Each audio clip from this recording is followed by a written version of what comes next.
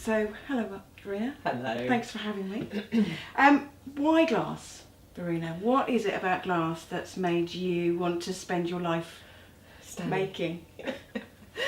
Well, originally I started off in ceramics. Oh, did you? Yes. I did small ceramic pieces, but large glass pieces. Right. But as time went on, I did a bit of both, but gradually the glass has taken over.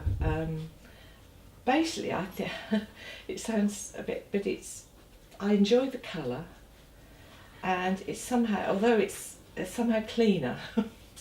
Now that's interesting, yeah. No, I understand that, because I used to be a potter, so yeah, yes. I do understand about the mud situation of pottery. Yes. It's cleaner, it's not so hard on... It cuts your skin. It cuts your skin, yes. Yeah. But I did enjoy the sort of whole... I did enjoy the experimentation with the various colourways that you could get and do. And so yes, and then I thought, yes, my knowledge of firing this glass was not good. No. Although there was a glass kiln at Colchester, I'm sure they didn't fire it right. So is it true that glass can explode as well if you don't get it right? Yes. Yes. Which is quite exciting, isn't it? Well, if you're not involved in it, it's quite exciting. Well, it cracks and it doesn't. It's not happy. And so anyway, so I went back. I went and did a course over in Rochester, where there's a Rochester. Creative glass. They do courses just to improve my firing knowledge. Yeah. And just that. So I came back, and I got it.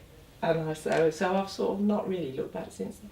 So how much training did you do you think in total? Well, I went back again to improve the skill, and I would actually like to go back because they do week-long courses and you stay over and you obviously fire different trials and things, and it is really good because it gives you that refreshment. It gives you you come back full of ideas of what you could do. You don't often get the chance to actually indulge yourself. That's right. You're busy making, but that's right. Yes.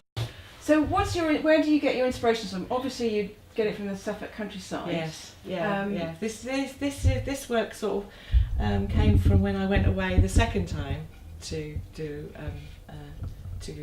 a course, and I was shown how to produce certain textures with powdered glass. Yes, is that powdered glass? Yes, powdered glass. And then it allows to pull itself. Yes, that's right. So you fire it, and then obviously you lay on and fire it again. So you'll never know quite what you're going to get. No, not really. How exciting! Yes, and then so I went off to. Then I came back and I sort of developed I did these techniques with this glass, which is the window glass, because this is all this is. It's all glass. It's all compatible with this glass. Right. So I have really sort of developed that. I quite like this glass because quite often with sort of other. It can be too bright. Sometimes you want it to be bright. Sometimes, especially at Christmas and you're making sort of things like that. Then yes, the colour glass is lovely. But this I like because it's more muted. You get a nicer. It feels very Suffolk. Yes, actually. It is very Suffolk. It's definitely the sort of tones of Suffolk countryside. Yes, that's right. And this is the Devon. Down at the ferry, and the same. And I've sort of I usually go down with a sketchbook and the camera, and I quite like the combination because the camera captures the colours and the light and the sketches gives you the line. Yeah. So. And what other artists do you get inspiration from? Is there anybody that you would sort of crumbs spoil yourself and go to an exhibition of? Or? I tend to have my head down and get on with it. So your artist is actually the countryside. Yes, that's really yes. And not obviously, but I sort of love the Turners. I like the Turner sort of that Swiss, the way he's developed things like that. Yeah. So you're a bit of an old master. I do like all those sort of things. So Yeah. so yeah, I tend to the National Gallery, all the galleries. Yeah. Is this an expensive hobby? Could somebody start doing this Well, easily themselves? I would have said that the stained glass, because there's all sorts of in glass. There's sorts of areas, aren't there? Yes. There's the stained glass. Then you blow the glass. Yes. And then people make beads. Do that. That's it's a skill in itself. Mm. And then there's the fused glass, which I think is people have gradually, it's become more and more known, and people have been started to do. I think it's more America and Germany tend to they're the ones, because that's where we get quite a lot of the glass from. Oh, okay. So with this you'd have to have your kiln. Yeah, and that's an enormous expense. That's a isn't it? commitment, really. Yeah. So if you are interested in glass, then I would have said start off with the stained glass.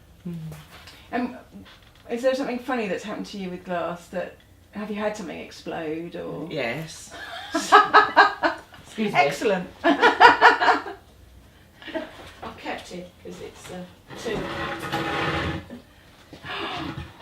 It's quite dramatic, actually. Wow. Yeah. Sorry, I'll move my leg. That's all right.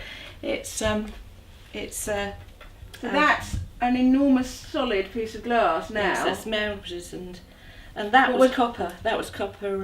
What was it wire. going to be?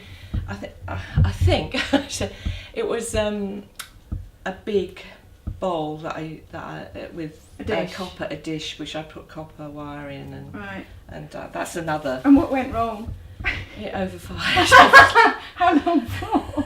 Went on and well, I had the kiln delivered and it was set to the wrong temp. It was too high. Right. So I had to call them back, and they Wow. they did it. They redid it and for me. But yes, I kept that. I think it was actually very dramatic, but quite worrying. So that's the first time you used your kiln. Yes. That's what happened. Yes.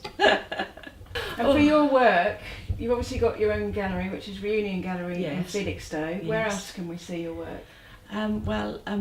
Snape Maltings, Gallery 2 in Ipswich Town Hall Well, I don't think I've got a huge amount there, but I will be taking stuff over. for Christmas. Yeah.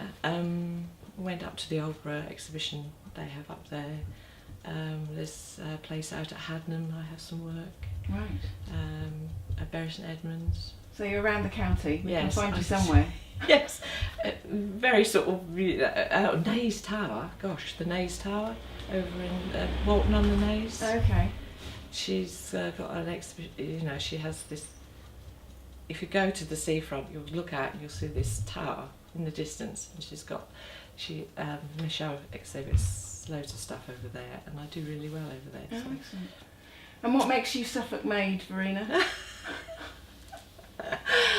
Well, I'm a good old Suffolk girl.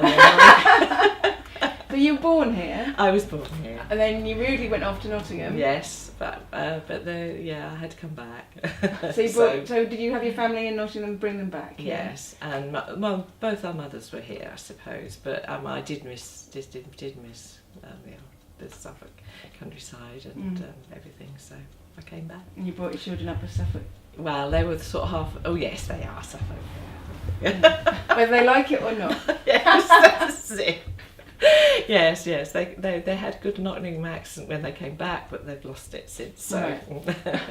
Well, thank you very much for talking to us, Verena. Okay, well, thank you. Thanks for having me.